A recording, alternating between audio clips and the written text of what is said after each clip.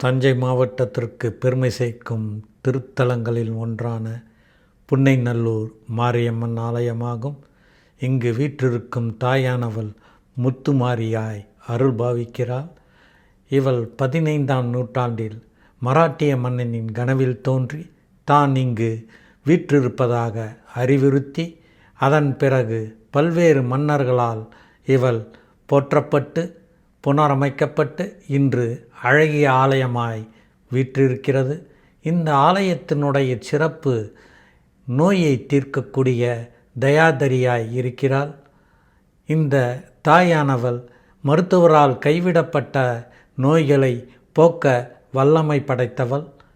இந்த திருத்தலத்தில் அம்மை நோயினை முற்றிலும் குணப்படுத்தக்கூடிய அபூர்வ சக்தி வாய்ந்தவளாய் இருக்கிறாள்.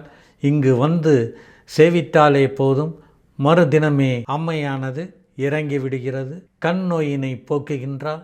இந்த தாயினுடைய சிறப்பை உணர்வதற்கு நாம் ஒரு முறையாவது தரிசிப்பதுதான் சாலச் சிறந்தது.